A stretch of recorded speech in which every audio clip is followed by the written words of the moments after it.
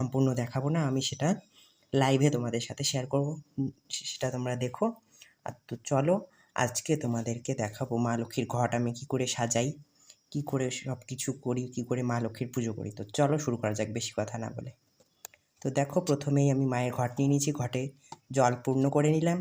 তারপরে সুন্দর করে একটা মঙ্গল চিহ্ন অঙ্কন করে নিতে হবে মায়ের ঘটে।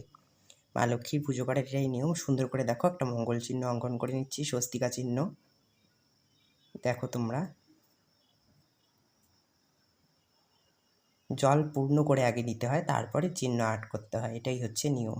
কেউ খালি ঘটে কখনোই মঙ্গল চিহ্ন আর্ট করে তারপরে জল দেবে না, আগে জল পূর্ণ করে নেবে তারপরে। কারণ লক্ষ্মীর ঘটে রয়েছে জল পূর্ণ, ঘটে দেবে সিঁদুরের ফোঁটা, আমের পল্লব দেবে শিরে এক গোটা। তারপরে দেখো আমের পল্লবটায় সিঁদুরের ফোঁটা দিয়ে দিচ্ছি সুন্দর করে, তারপরে ঘটে দিয়ে দিলাম। এবারে সুন্দর করে ফুল দিয়ে সাজিয়ে, এটা যেহেতু ডেইলি দিন সবসময় তো পান সুপারি আনা সম্ভব হয় না, মাঝে মধ্যে দিই। তো দেখো আমি সুন্দর করে মায়ের ঘট রেডি করে এখন ধুনো, দীপ, প্রদীপ এসব জ্বালিয়ে নেব। ধুনো, ধূপকাঠি, প্রদীপ সব জ্বালিয়ে নেব। কিন্তু দেখো ধুনোটা সুন্দর করে ধরিয়ে নিলাম, তারপরে যে প্রদীপটা ধরিয়ে নিচ্ছি মায়ের। তারপর এবার মায়ের ঘট স্থাপন করব, তোমরা সকলে দর্শন করো। শঙ্খধ্বনি দিয়ে সুন্দর করে কিন্তু মায়ের ঘট স্থাপন করছি।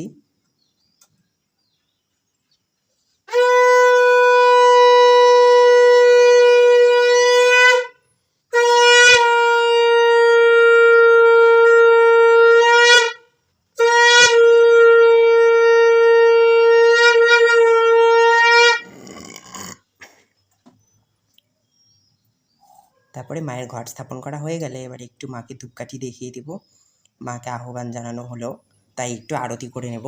তারপরে দেখো প্রসাদ দিয়ে দেবো মাকে। প্রসাদে ছিল চিড়ে এবং বাতাসা, তারপরে মায়ের পানীয় জল। এবারে কিন্তু ভালো করে মাকে আরতি করব, যেহেতু মা কিন্তু এখন এসেছেন পুজো গ্রহণ করতে, মায়ের ঘট স্থাপিত হয়ে গেল, তাই মাকে কিন্তু সুন্দর করে আগে আরতি করে নিতে হবে। তারপরে তো সবার সাথে একসাথে ফুল দেওয়া হবে, জল দেওয়া হবে, আরতি হবে। এবারে দেখো ধুনো দিয়ে আরতি হচ্ছে, ধূপকাঠি দিয়ে সুন্দর করে কিন্তু আরতি করে নিলাম। এখনও কিন্তু মানে ফুল দিয়ে সাজাইনি, পরে সব দেবদেবীর সাথে সুন্দর করে ফুল দিয়ে সাজিয়ে আরতি, ঘণ্টা কাসর দিয়ে সুন্দর করে কিন্তু মায়ের আরতি হবে। এই যে দেখো মায়ের আরতি করে নিলাম। এবার একটু মাকে প্রণাম করে নিচ্ছি, ঠিক আছে। তো একবারে তোমাদের পুজোর পরে দেখাচ্ছি, ঠিক আছে। তো এই দেখো এবারে কিন্তু সকল দেবদেবীর পুজো কিন্তু সুন্দর করে হয়ে গেছে, মা লক্ষ্মীর পুজো কমপ্লিট। তো এই দেখো পুজোর পরে মায়ের লুকটা কীরকম লাগছে, কত সুন্দর লাগছে দেখো পুজোর পরের লুক।